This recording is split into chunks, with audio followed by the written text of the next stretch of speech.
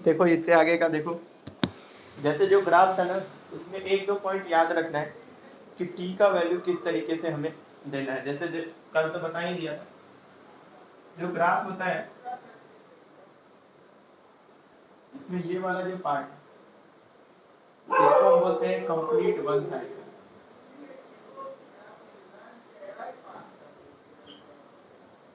इस वाले में प्लस होता है और इस वाले में माइनस, बाकी आगे पीछे इसका कंटिन्यूस चलते रहता है। यहाँ पे होता है जीरो। अगर हम टाइम पीरियड के टर्म में देखें तो अगर यहाँ पे टी स्मॉल टी टाइम और कैपिटल टी होता है टाइम पीरियड, तो यहाँ पे होता है टी बाई टू और यहाँ पे होता है कैपिटल टी। यहाँ पर क्या देखेंगे तो टी बाई फोर हो जाएगा, ये टी बाई टू और यहाँ पे होता है थ्री टी बाई फोर। ठीक है, ये होता है जीरो। यहाँ पे जो टाइम पीरियड के टर्म में अगर हम देखेंगे तो टी बाई फोर होगा, हाफ पार्ट में होता है टी बाई टू, उसके बाद होता है थ्री टी बाई फोर और ऐसे लास्ट वाला जो आता है वो होता है फोर टी बाई फोर, लेकिन उसको जब हम डिवाइड देके लिखते हैं तो हो जाता है टी। इस चीज को याद रखना है।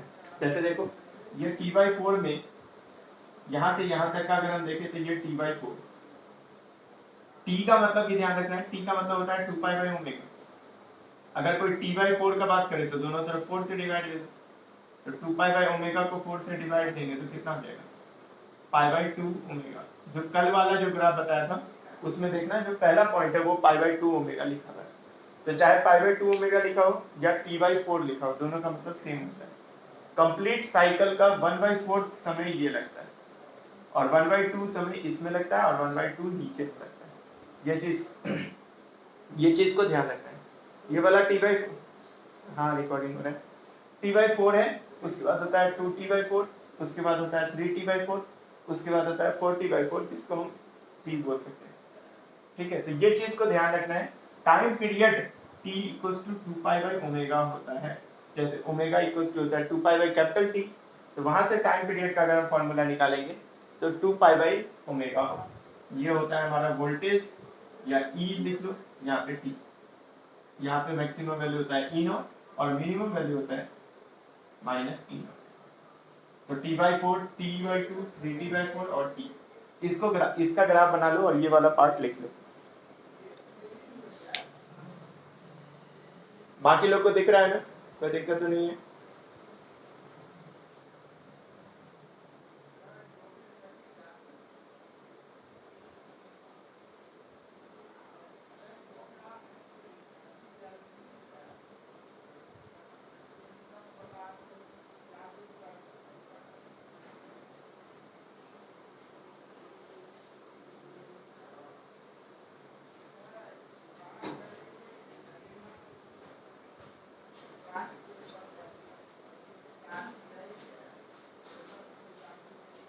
इसके बाद देखो किसी भी करंट या वोल्टेज को ऑल्टरनेटिंग कब बोलेंगे, इसके लिए कुछ फिक्स डेफिनेशन होता है जिसको हमें याद रखना होगा। किसी भी करंट या वोल्टेज को ऑल्टरनेटिंग कब बोलते हैं उसका डेफिनेशन समझो। पहला पॉइंट होना चाहिए कि ग्राफ पीरियोडिकली अपना साइन चेंज कर रहा होगा। पीरियोडिकली कहने का मतलब होता है कुछ फिक्स इंटरवल ऑफ टाइम के बाद वो अपना साइन चेंज कर रहा होगा। साइन कहने का मतलब पॉजिटिव नेगेटिव चेंज हो रहा होगा। जैसे देखो जीरो से टी बाई टू समय के बाद वो अपना साइन पॉजिटिव से नेगेटिव कर दिया, टी बाई टू से टी समय तक नेगेटिव रहा, इसके आगे क्या होगा फिर से पॉजिटिव होगा और फिर उसके बाद क्या होने वाला होगा नेगेटिव। तो ये पॉजिटिव नेगेटिव हर वक्त चलते रहता है। पहला टी बाई टू, इस वाले ग्राफ में टी बाई टू, ऐसा जरूरी नहीं है कि टी बाई टू होना चाहिए, कुछ फिक्स टाइम इंटरवल होना चाहिए जिसके बाद वो अपना साइन बदल रहा होगा। जैसे यहाँ पॉजिटिव से नेगेटिव आया, नेगेटिव से पॉजिटिव, पॉजिटिव से नेगेटिव। तो पहला पॉइंट तो ये होना चाहिए किसी भी ग्राफ या किसी भी करंट या वोल्टेज के इक्वेशन को या किसी भी करंट या वोल्टेज सोर्स को हम ऑल्टरनेटिंग तभी बोल सकते हैं जब वो अपना वैल्यू पीरियोडिकली चेंज कर रहा होगा। पीरियोडिकली कहने का मतलब कुछ फिक्स टाइम इंटरवल के बाद वो अपना वैल्यू चेंज कर रहा होगा। पॉजिटिव से नेगेटिव हुआ, नेगेटिव से पॉजिटिव हो रहा होगा। तो ये ध्यान रखना है। दूसरा पॉइंट ये ध्यान रखना है कि it's amplitude remains constant through out the time. अब एम्पलीट्यूड का मतलब क्या होता है समझ लो। एम्पलीट्यूड कहने का मतलब होता है मैक्सिमम वैल्यू या मिनिमम वैल्यू वो ऑलवेज कांस्टेंट होना चाहिए पूरे ग्राफ में। अगर हम इस वाले पार्ट को देखें तो मैक्सिमम वैल्यू ई नॉट है और minimum value minus E not. आगे वाला साइकिल में भी देखेंगे तो मैक्सिमम वैल्यू ई नॉट ही होगा और minimum value minus E not ही होगा। तो इसी मैक्सिमम मिनिमम को हम बोलते हैं एम्पलीट्यूड। और पहला पॉइंट तो समझ में आ गया होगा, पॉजिटिव नेगेटिव, नेगेटिव पॉजिटिव होना चाहिए। और दूसरा क्या था, amplitude will remain constant through out the time. किसी भी टाइम पे एम्पलीट्यूड का मतलब होता है या तो मैक्सिमम देखो ऊपर में या मिनिमम देखो नीचे में, वो ऑलवेज कांस्टेंट होना चाहिए। मतलब जो ग्राफ है उसमें एम्पलीट्यूड हर वक्त सेम होना चाहिए, ये चीज ध्यान रखना है। जैसे देखो यहाँ पे ऐसा, और नीचे देखो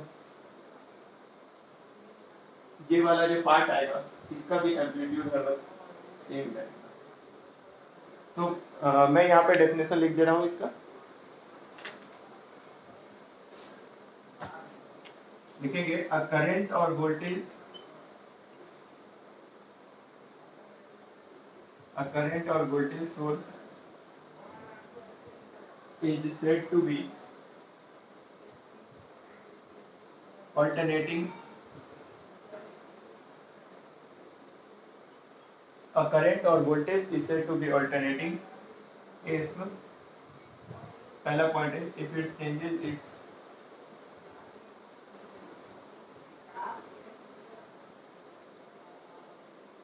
sign periodically. साइन कहने का मतलब पॉजिटिव नेगेटिव पीरियोडिकली, मतलब fix interval of time, fix interval के बाद अपना वैल्यू बदल दे, it changes its sign periodically. Second है इट्स एम्पलीट्यूड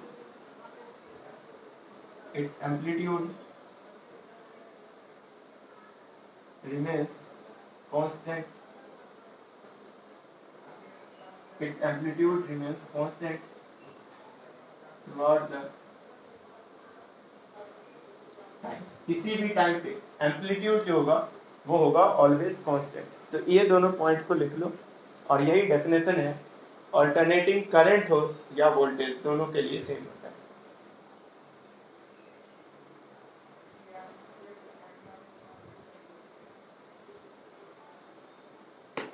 अब से एक बोर्ड दिख रहा है अच्छे से?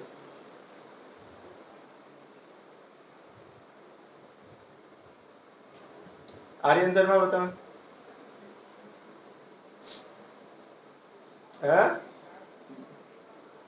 ठीक, आयुष तुम बताना।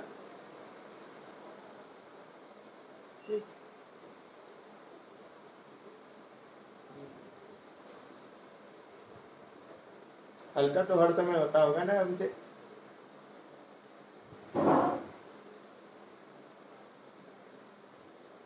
नहीं नहीं,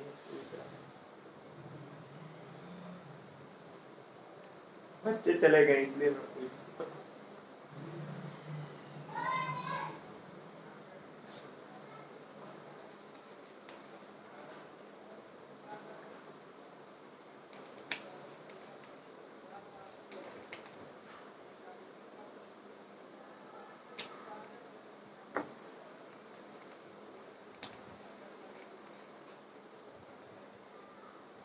अब देखो एम्पलीट्यूड का एक दो और नाम होता है। तो जो एम्पलीट्यूड है इसका एक और नाम होता है पीक वैल्यू या फिर मैक्सिमम वैल्यू।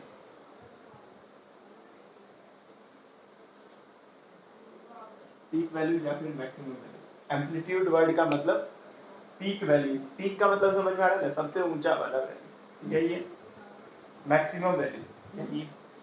और जो मिनिमम का हम बात करते हैं ना उसका अगर हम मॉड लेंगे तो वो भी मैक्सिमम हो जाएगा, माइनस ई नॉट का मॉड तो वही ई नॉट आ जाएगा। तो एम्पलीट्यूड वर्ड का ध्यान रखना है। अगर कोई डेफिनेशन पूछे, देखो अल्टरनेटिंग करंट भी हो सकता है, अल्टरनेटिंग वोल्टेज, तो दोनों के लिए सेम डेफिनेशन होगा। अ करंट और voltage source is said to be alternating. Alternating कहने का मतलब कि अगर वो पीरियडिकली साइन चेंज कर रहा होगा तो वो कैसा है, वो है अल्टरनेटिंग करंट या वोल्टेज जो भी है।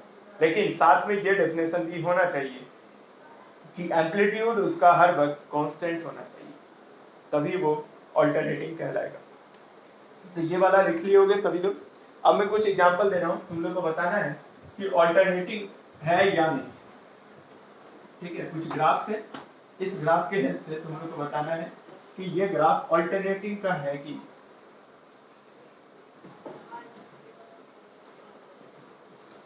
इसमें सबसे इजी है जो पहला पार्ट है, फर्स्ट इज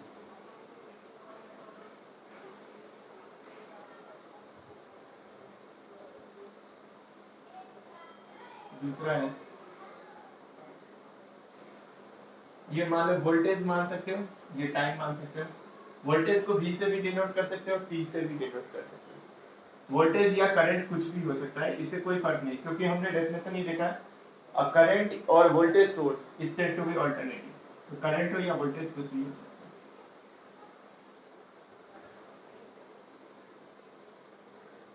है। ये ग्राफ कॉस का है, देखो कॉस 0 1 होता है, तो यहाँ से स्टार्ट हो रहा है।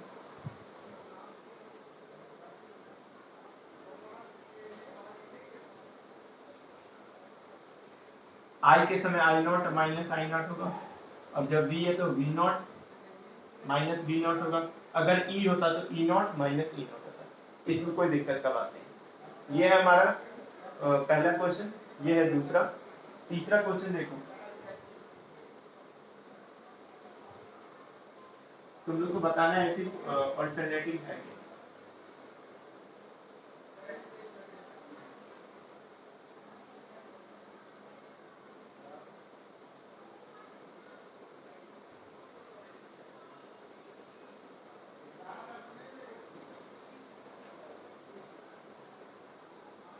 हल हो गया।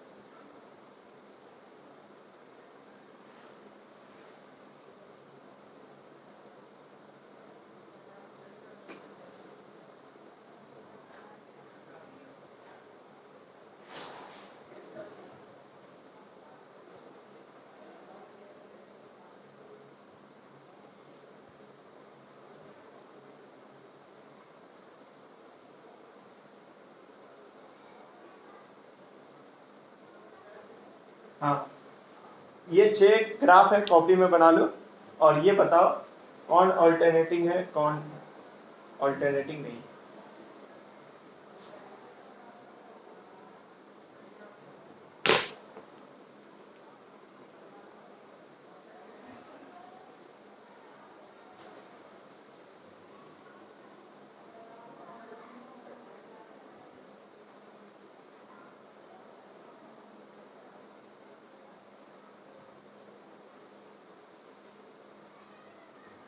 चाहो तो क्वेश्चन का टॉपिक लिख सकते हो, identify whether it is alternating और नॉट। क्वेश्चन लिख सकते हो, आइडेंटिफाई वेदर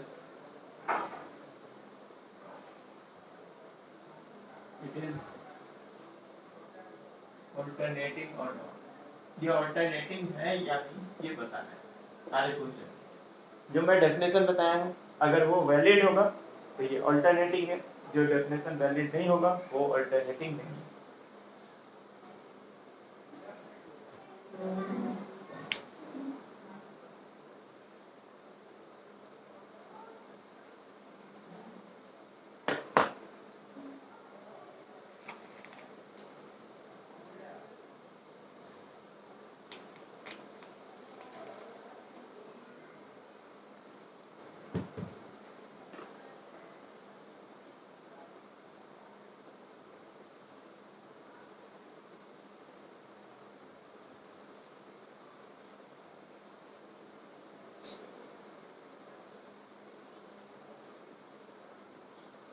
अब ये थोड़ा सा ध्यान रखना कि ऐसा नहीं कि इसको गलत कर देना, ये जो है बना हुआ वो सारा सिमेट्रिकली बना हुआ है, ऐसा नहीं कि ये थोड़ा नीचे है ये थोड़ा ऊपर, ऐसे सारे मतलब कि एक ही जैसा है।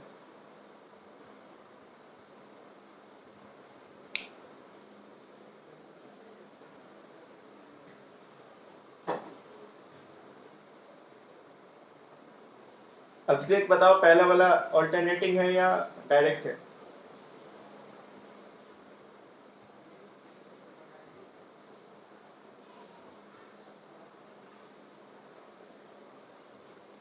अरे खांसने के लिए नहीं बोला हूं।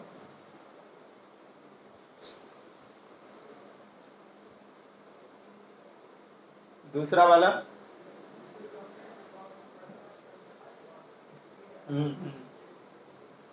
पहले वाले में किसी को डाउट तो नहीं होगा, पहला ग्राफ ऑल्टरनेटिंग का है, देखो हर समय पॉजिटिव नेगेटिव हो रहा है और एम्पलीट्यूड ऊपर का भी V0 नीचे का माइनस V0, तो ये ग्राफ कैसा है? एसी। ये डायरेक्ट है क्या? क्या क्या? अरे देखिए ये पता ही नहीं है क्या है, ये एसी है ना। ये सेकेंड हो गया। थर्ड क्वेश्चन का बताओ आंसर क्या होगा?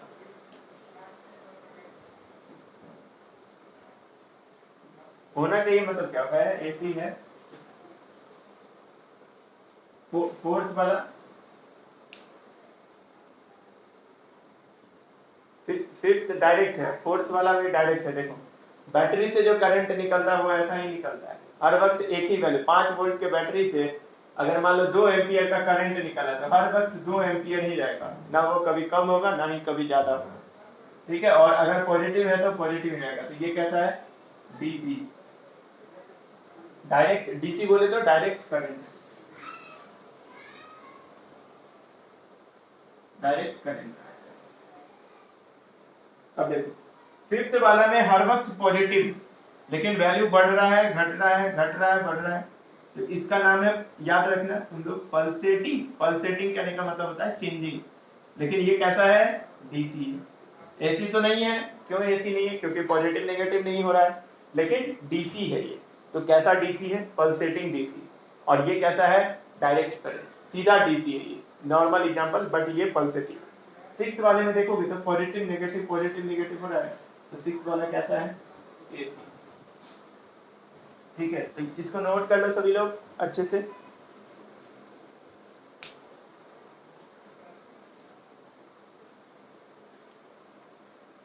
अब देखो इसके बाद जैसे हम लोग पढ़ते हैं, तो ये तो ग्राफ से समझ में आ गया कि एसी है कौन डीसी।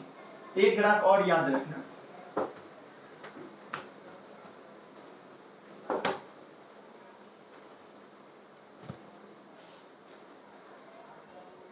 मान लो ऐसा ग्राफ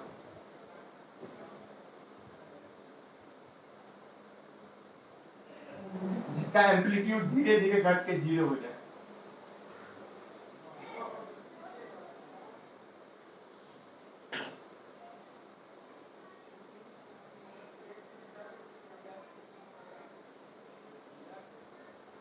तो ये जो ग्राफ है ना, इसका नाम होता है डैम्पिंग एसी। डैम्पिंग वर्ड का मतलब होता है जिसका एम्पलीट्यूड धीरे धीरे घट के जीरो है, whose amplitude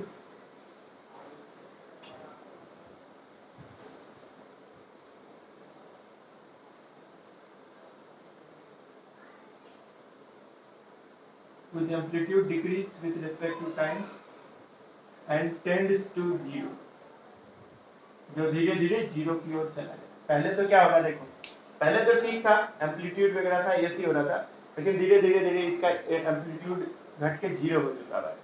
तो डैम्पिंग वर्ड का मतलब होता है whose amplitude decrease with respect to time and tends to zero, धीरे धीरे जीरो की तरफ चला जाए, तो उसको हम बोलते हैं डैम्पिंग। और चाहे ऑल्टरनेटिंग करंट हो या alternating voltage, AC word use कर दिया जाता है।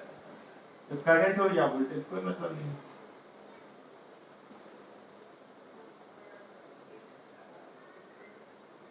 अच्छा जीरो, इसका देखो एम्पलीट्यूड पहले इतना था, फिर इतना हुआ, फिर इतना, फिर छोटा छोटा होते होते होते जीरो हो गया, इसको हम क्या बोलते हैं?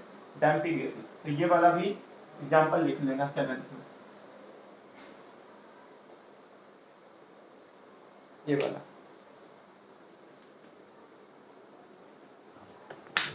कोई दिक्कत तो नहीं होगा इस सब में? डैम्पिंग वर्ड का ज्यादा यूज नहीं होता है, लेकिन डैम्पिंग वर्ड हमें पता होना चाहिए, क्योंकि हम लोगों ने डैम्पिंग वर्ड पढ़ा था पहले भी। ठीक है, जब एडी करंट पढ़े थे तो ऑसिलेशन धीरे धीरे जीरो होना, यही होता है डैम्पिंग।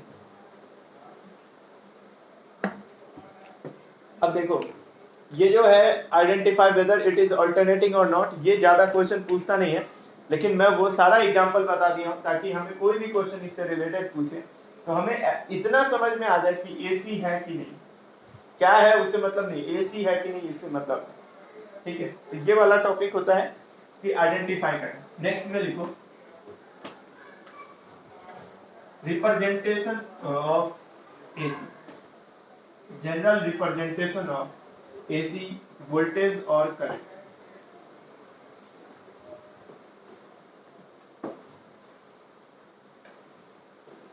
देखो नेक्स्ट है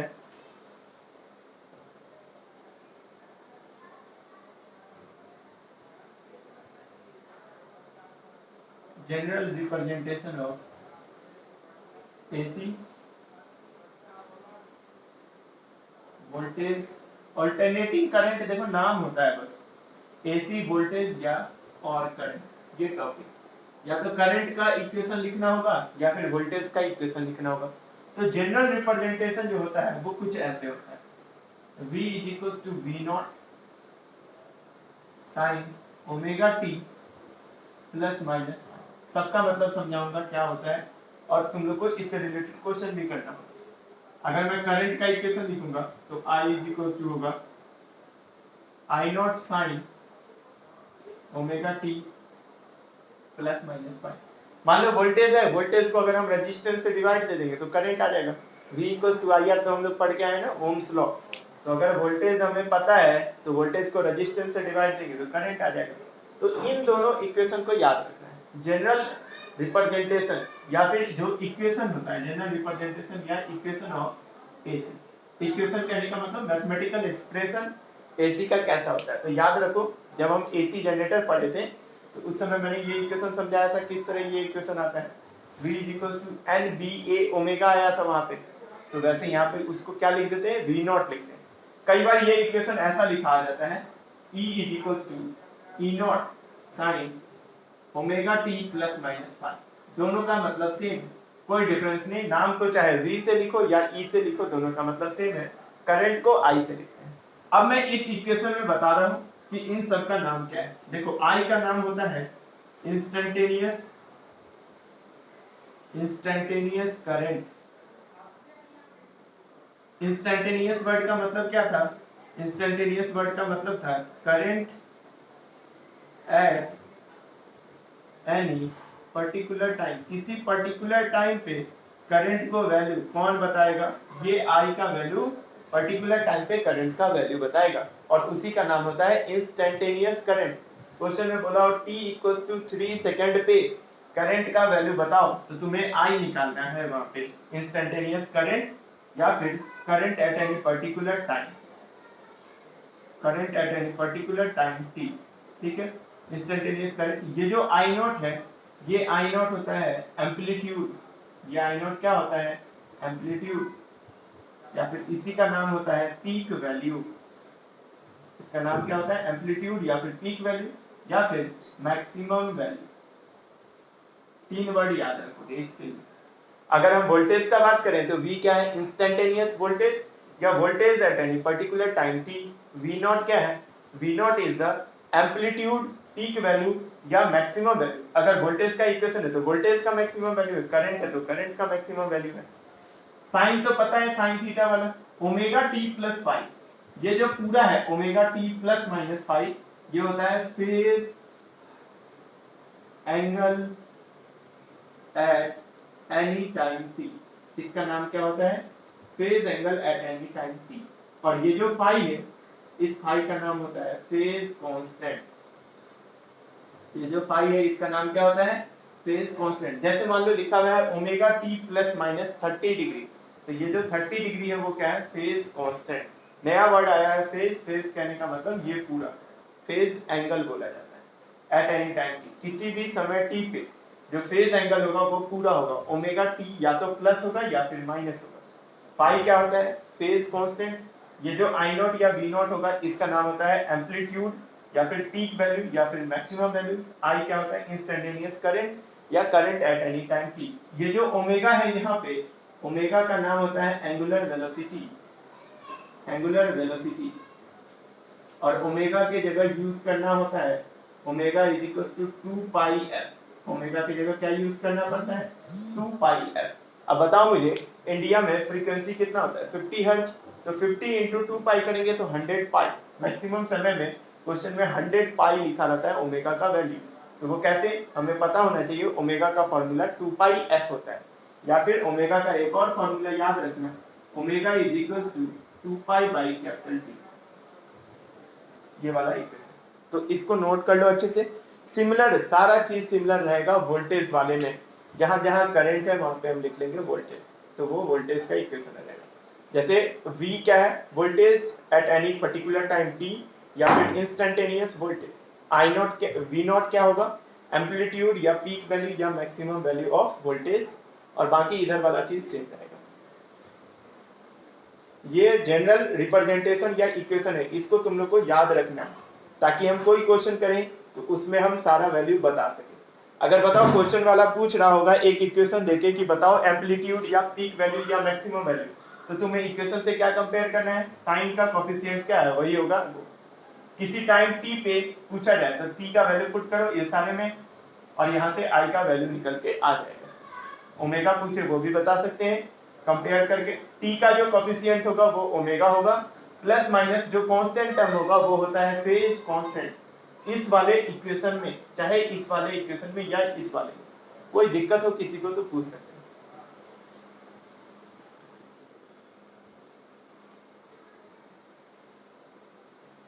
अगर दिक्कत नहीं है तो इसको नोट डाउन कर लो।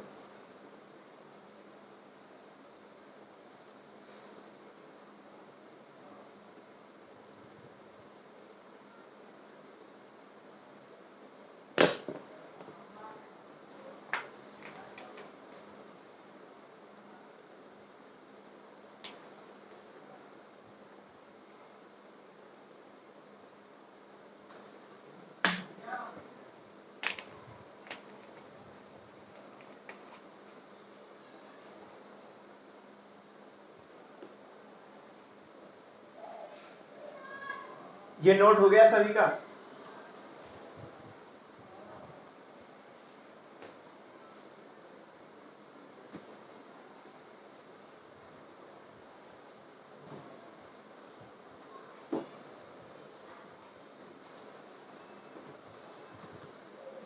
देखो question, if v is equal to, या I लिख देना,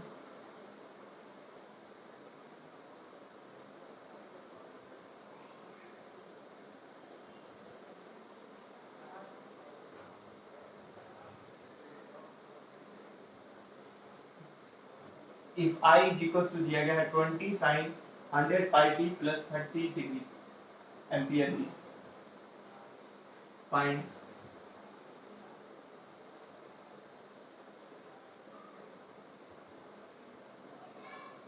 फाइंड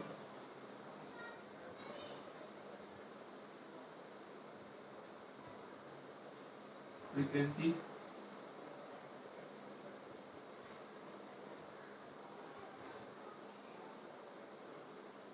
ओमेगा पाई एम्पलीट्यूड या मैक्सिमम वैल्यू।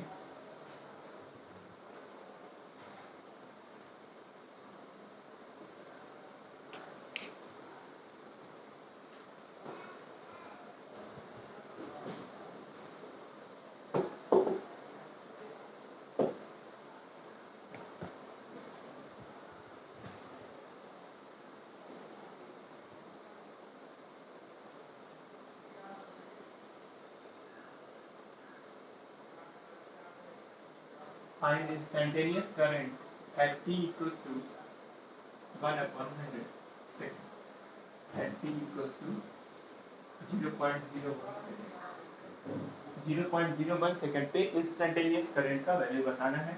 पहला बोल रहा है कि करंट का इक्वेशन है I is equals to 20 sin 100 pi t plus 30 degree. We have to find a क्या है यहाँ पे, एम्पियर, करंट का यूनिट। पहला पार्ट है फ्रीक्वेंसी क्या है वो बताना है, दूसरा ओमेगा क्या है ये बताना है, तीसरा फेज कांस्टेंट क्या है ये बताना है, चौथा एम्पलीट्यूड या मैक्सिमम वैल्यू क्या है वो बताना है, पांचवा बताना है instantaneous current at t equals to 0.01 second. एक एक करके सभी का आंसर बताओ।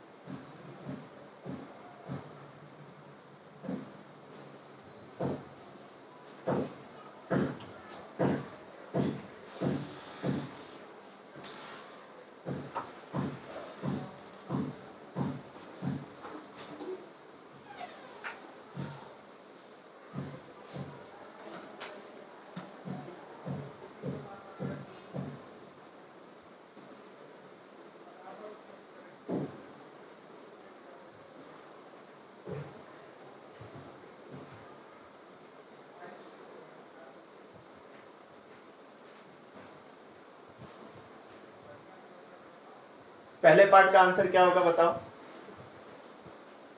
पहले पार्ट का क्या होगा आंसर बताओ।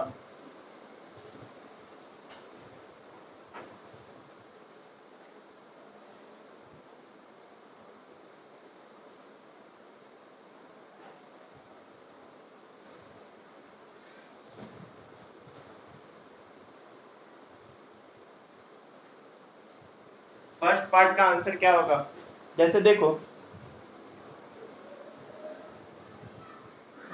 50 पाई नहीं 50 होगा सिर्फ।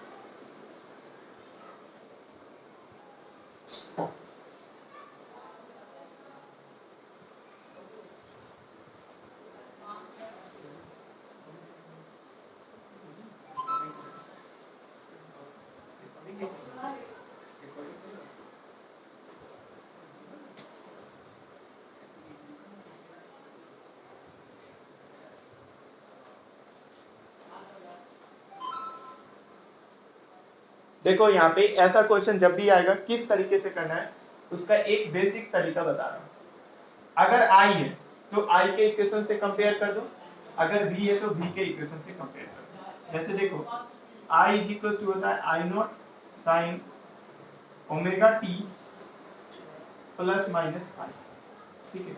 इस इक्वेशन से इसको कंपेयर करोगे तो क्या होगा, देखो आई नॉट का वैल्यू कितना आ जाएगा 20, साइन तो साइन ही है, ओमेगा टी यहाँ पे 100 पाई टी, तो ओमेगा का वैल्यू कितना आ गया 100 पाई आ गया, टी है, पाई का वैल्यू कितना हो गया देखो 30 डिग्री। अब यहाँ पे तो कोई एक ही होगा ना, या तो प्लस होगा या माइनस, प्लस है तो प्लस इक्वेशन लिखेंगे, माइनस तो नहीं लिखेंगे। तो कंपेयर करने पे ये तीन चीज पता चल जाएगा। देखो यहाँ पे ओमेगा पता है हमें, पाई पता हो गया, फ्रीक्वेंसी कितना होगा देखो, तो ओमेगा का फॉर्मूला क्या होता है 2 pi F is equal to 100 पाई, पाई से पाई कट जाएगा 2 से 50, तो फ्रीक्वेंसी कितना आ जाएगा 50, और फ्रीक्वेंसी का यूनिट कितना होता है हर्ट्ज। तो पहले का आंसर क्या आ जाएगा 50 हर्ट्ज। जो भी दिया रहेगा ना उसको कंपेयर करके लिखना है, ओमेगा टी प्लस समथिंग होगा तो 100 पाई, तो वहां से आ जाएगा। यहाँ कुछ भी दिया रहे कंपेयर करने का, चाहे ऐसे भी दिया रह सकता है ना, मान लो पाई का वैल्यू पुट कर दे 3.14, तो 3.14 इंटू 100 कितना होगा 314। अगर दिमाग में कभी भी 314 यहाँ पे दिखे सोच लेना पाई का वैल्यू दिया गया 3.14, नहीं दिया गया है तो पाई मिलेगा, तो वैसे सॉल्व कर सकते हो, कोई दिक्कत नहीं है। ये तीनों चीज हो गया। एम्पलीट्यूड या मैक्सिमम वैल्यू क्या होता था आई नॉट, आई नॉट का वैल्यू 20 है, तो इसका आंसर क्या हो जाएगा 20 एम्पियर लिख देंगे। अब ये वाला क्वेश्चन अच्छा है, find instantaneous current. Instantaneous current हमें निकालना है, कब निकालना है, टी का वैल्यू दे रखा है। इंस्टेंटेनियस करंट बताया था ना, पर्टिकुलर टाइम पे जो करंट का वैल्यू आएगा वही होगा इंस्टेंटेनियस करंट। और वो कैसे निकलता है देखो, आई का फॉर्मूला है, आई इक्वेशन है I equal to 20 sine 100 pi t plus 30 degree 20 sine 100 pi. T का वैल्यू कितना रखें देखो 0.01 मतलब 1/100 रख सकते हैं बिल्कुल। टी का क्या लिख सकते हैं 1/100 ही तो 0.01 होता है तो वो लिख दिए प्लस। अब यहाँ पे ध्यान रखना है तुम्हें क्वेश्चन में यहाँ पे पाई दिया गया है तो ये रेडियन में और ये डिग्री में है तो इसको कन्वर्ट करना होगा पाई में तो 30 इंटू क्या कर लेंगे पाई बाई 180 इससे ये रेडियन में आ जाएगा। तो देखो क्या 20 साइन 100 से 100 कट गया पाई plus pi by 6 pi plus pi by 6। अब देखो 20 साइन साइन ये क्या लिखा हुआ है पाई प्लस पाई बाई 6 है 180 डिग्री प्लस समथिंग तो 180 पे तो नो चेंज होता है थर्ड क्वाड्रेंट में क्या होता है नेगेटिव होता है तो नेगेटिव यहाँ लिख दो साइन पाई बाई 6 लिखना होगा हमें। Sign pi plus pi by 6 को कैसे लिखेंगे क्लास 11 में सीखे होंगे या ट्रिग्नोमेट्री में कि पाई प्लस पाई बाई 6 है पाई का मतलब 180 डिग्री 180 कौन सा मल्टीपल है 90 का इवन तो sine will be sine pi plus pi by 6 third quadrant में है और थर्ड क्वाड्रेंट में साइन होता है नेगेटिव तो नेगेटिव लिख दिए और पाई बाई 6 मतलब साइन 30 का वैल्यू बताओ 6 मतलब 30 डिग्री माइनस 20 साइन 30 का वैल्यू 1/2 तो ये कितना आ जाएगा -10 एम्पियर आ जाएगा आंसर हो जाएगा। आई का आंसर क्या होगा -10 एम्पियर। तो जब करंट हमें निकालना होगा टी का वैल्यू दिया रहेगा तो हम इस तरीके से निकाल सकते हैं।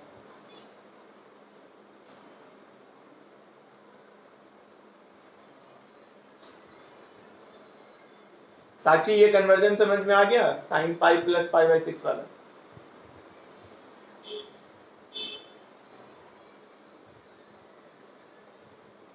ट्रिग्नोमेट्री नहीं पढ़ी थी 11th में अभी के लिए। हाँ तो 11th में फिजिक्स में बताया जाता है फिजिक्स में ही बताया जाता है पाई प्लस पाई बाई 6 है देखो 180 प्लस समथिंग होगा तो साइन साइन में ही रह जाता है ठीक है। और ये वाला जो एंगल है एक वीडियो आज भेजूंगा उसको देखना उसमें सिर्फ ये बताया गया और उसको सीख लेना ये इसीलिए सीख लेना देखो यहाँ पे तो मैं वैल्यू बता दे रहा हूँ अगर ये वाला नहीं आएगा ना तो इस चैप्टर में दिक्कत होगा तो इसीलिए मैं पूछा भी था कि अगर ये नहीं आता है तो आज एक मैं वीडियो भेजूंगा 30 to 40 मिनट्स का वीडियो है वो उसको देख लेना और ये वाला चीज सारा सीख लेना किस तरीके से अप्लाई किया जाता है। ये वाला तो समझ में आया होगा ना 30 डिग्री को रेडियन में कैसे चेंज किए पाई बाई 180 से। हाँ तो यहाँ तक आ जाएगा समझ में इस वाले स्टेप से यहाँ पे कैसे आएंगे इसके लिए एक लेक्चर देख लेना उसमें सारा समझ में आ जाएगा किस तरीके से चेंज करते हैं। मेरे हिसाब से मैथ्स वाले को तो आता होगा समझ में नहीं आता है तो वो लोग भी देख लेंगे लेकिन फिजिक्स जो बायो वाले हाँ ठीक यही तो आता होगा बस और कुछ नहीं आ रहा होगा ये देख लेना ठीक है हाँ ठीक है आना चाहिए सीख लेना इसको ये वाला तब आ जाएगा। यहाँ तक तो समझ में आ गया होगा ना इसके नीचे वाला एक लेक्चर देखना उसमें समझ में आ जाएगा और ये वाला सीख लो किस तरीके से निकालना है कंपेयर करके बहुत इजी क्वेश्चन होता है और पूछा गया है सीबीएसई बोर्ड में पूछा हुआ क्वेश्चन तो ये इसीलिए ध्यान रखना कि इस तरीके से निकालना है कुछ भी आ जाए तुम्हें तो कंपेयर करना है चाहे वोल्टेज का इक्वेशन हो या करंट का इक्वेशन हो कंपेयर करके लिख सकते हो तो इसको नोट कर लो।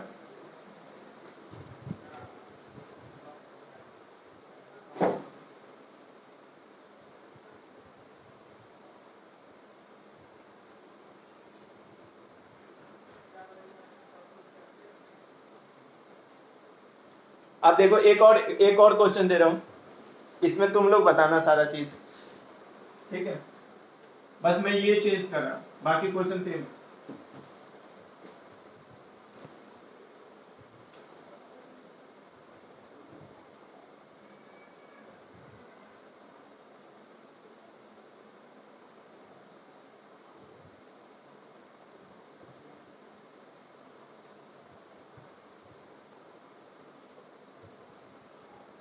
इस क्वेश्चन का आंसर बताओ v इक्वल्स टू लिखा हुआ है 60 साइन 314 t प्लस 60 डिग्री इसका आंसर बताओ।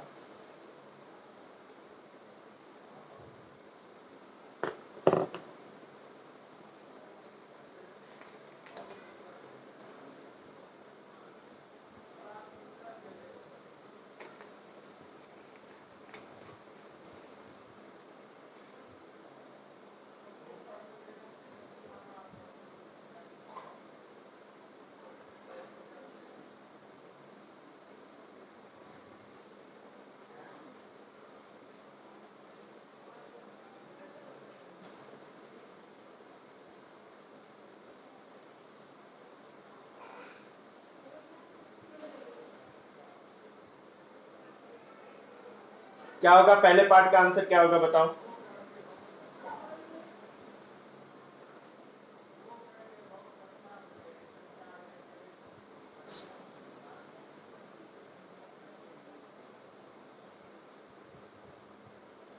स्वार्थ बताओ पहले पार्ट का आंसर क्या होगा?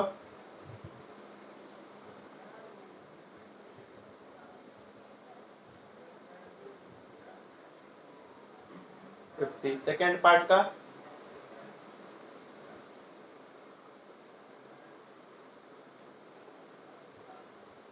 100 पाई बोल सकते हैं या 314, कुछ भी बोल सकते हैं, उसमें कोई दिक्कत नहीं। देखो, और इस इक्वेशन को वोल्टेज दिया गया तो किससे कंपेयर करेंगे? वोल्टेज के इक्वेशन से, उसमें कोई दिक्कत नहीं है, वोल्टेज के इक्वेशन से कंपेयर करेंगे। V equal to V not sine omega T plus 60 degree, तो लिखेंगे ना V equal to V not sine omega T plus पाई।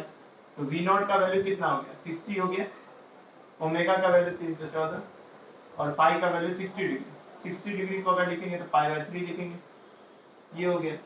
अब देखो यहाँ पे क्वेश्चन में पूछा गया फ्रीक्वेंसी, तो इस इक्वेशन को अगर मान लो ओमेगा को मैं लिखूं 2 पाई एफ, है ना, 314 इज इक्वल टू 2, यहाँ पे 3.14 लिख लूं, यहाँ पे एफ, इसको हटाओगे 100 आ जाएगा, ये कट जाएगा इससे, तो यहाँ से कितना हो गया 2 से 50, फ्रीक्वेंसी कितना आ जाएगा 50। इसको तो तुम लोग याद ही रखो कि 50 पे दो वैल्यू याद रखो, एक तो 100 पाई भी वही होता है, और 100 पाई को कैसे लिखते हैं? 100 इंटू 3.1,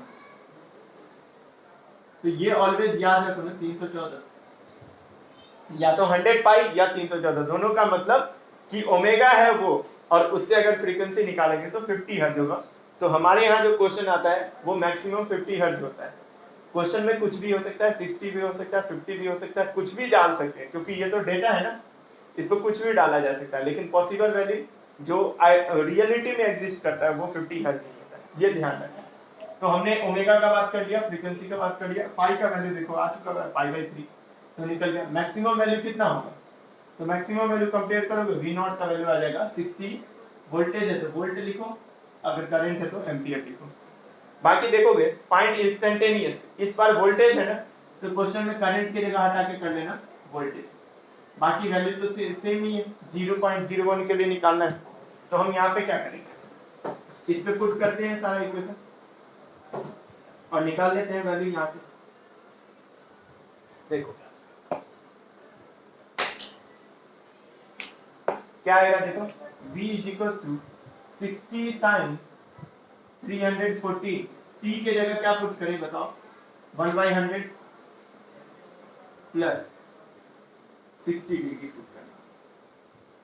अब यहाँ पे लोग गलत करेंगे, और वो गलत बेसिक मैथ्स के कारण से गलत होता है, उसको हम लोग को गलत नहीं करना है, इसलिए क्वेश्चन है 314 को 100 से डिवाइड करो 3.14 प्लस 60 डिग्री को रेडियन में कर लो, पाई बाय 3 हो जाएगा, है ना। और ये 60 साइन 3.14 का मतलब क्या होगा, पाई हुआ ना, 3.14 क्या होता है, पाई होता है, तो pi plus pi by 3, pi by 3, pi plus pi by 3 में क्या हो जाएगा, देखो 60 sine pi plus pi by 3 third quadrant में है, पाई पे no change, sine pi by 3, sine 60 का वैल्यू कितना होता है, √3/2, ये हो जाएगा 30√3 और वोल्ट आ जाएगा, 2 से करोगे तो 30√3 वोल्ट आ जाएगा।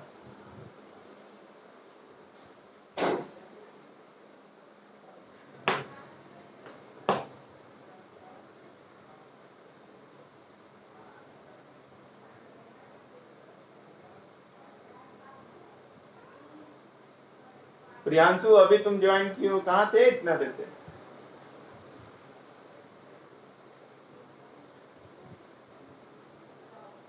अच्छा ठीक,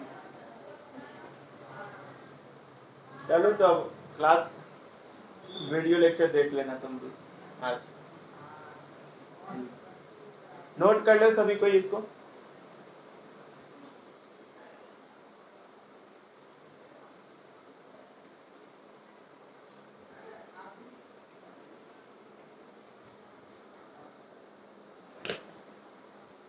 अब देखो नेक्स्ट टॉपिक है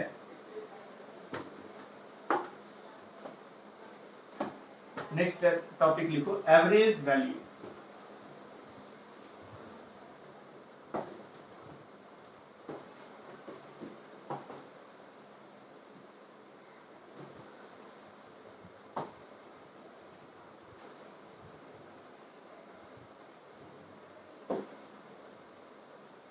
अच्छा, इस एवरेज वैल्यू से पहले टॉपिक तो लिखे लो पहले, एवरेज वैल्यू क्या है।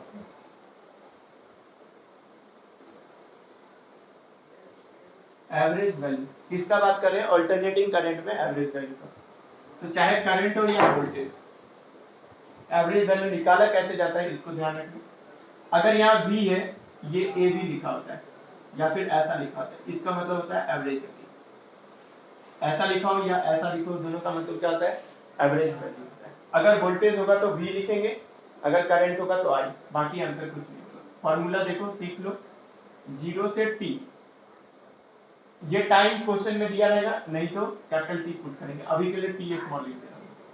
0 से T V dt upon integration dt। ये तो डिनोट करने का तरीका था, यहाँ लिख दे रहे हो,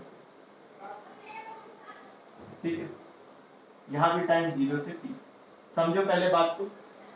एवरेज वैल्यू निकालने का फॉर्मूला याद करना है तुम लोग को, इंटीग्रेशन 0 से T V dt upon integration 0 से T dt। यहाँ पे जो T का वैल्यू होगा वही यहाँ पे भी होना चाहिए T का वैल्यू, तो ही एवरेज निकलेगा। एवरेज वर्ड का मतलब क्या होता है?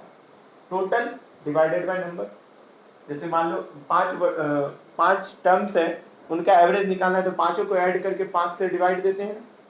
उसी तरह एवरेज भी निकलता है। किस तरीके से निकालना है इसको ध्यान रखने के लिए ये जो मैं फॉर्मूला बताया हूं वो याद रखें। इसमें जो V होता है ना, यहाँ पे जो V लिख रहा हूं, ये V इक्वेशन वाला V है। V equals to what? V not sine omega t plus minus. V के जगह ये पूरा लिखना है V, ये तो मैं फॉर्मूला छोटा सा बताया हूँ।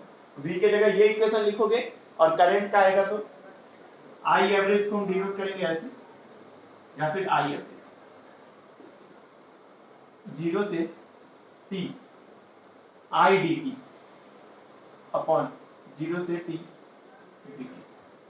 यहाँ पे I का वैल्यू क्या होगा? I not sine omega t plus minus, ठीक है। I का वैल्यू क्या होगा? I not sine omega t plus minus. अब तुम लोग देख के बता दो, सिर्फ ऐसे तो मैं बताऊंगा ही, तुम लोग देख के बता दो। अगर मैं V के जगह ये वैल्यू पुट करवा दूं तो क्या तुम लोग इंटीग्रेशन कर पाओगे कि नहीं? जितने लोग से हो जाएगा वो बता दे, जिनसे नहीं होगा वो कुछ ना बोले, जिनसे हो जाएगा वो बता दे बस।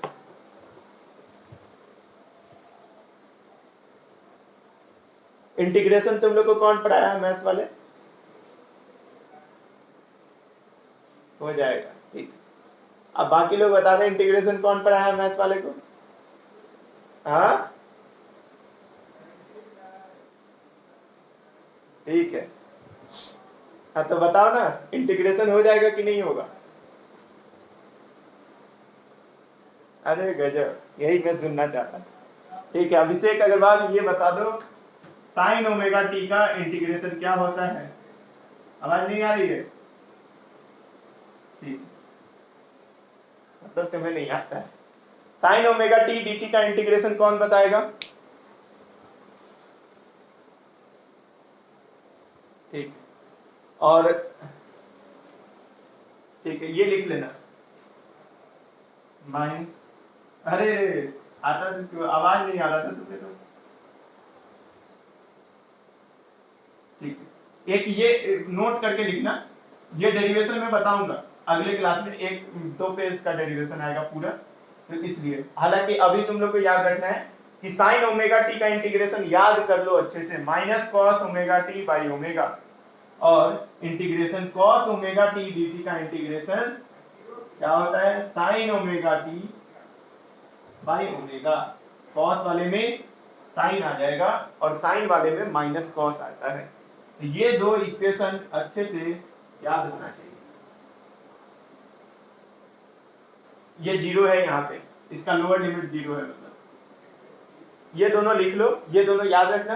कल के क्लास में हम लोग डेरिवेशन पढ़ेंगे इसका, तो अच्छे से समझ में आएगा। दोनों डिराइव करके बताऊंगा, एवरेज करंट और एवरेज वोल्टेज का क्या आएगा वैल्यू, ठीक है। उसके लिए ये दोनों इंटीग्रेशन याद रखना, इससे आगे नेक्स्ट क्लास में पढ़ेंगे।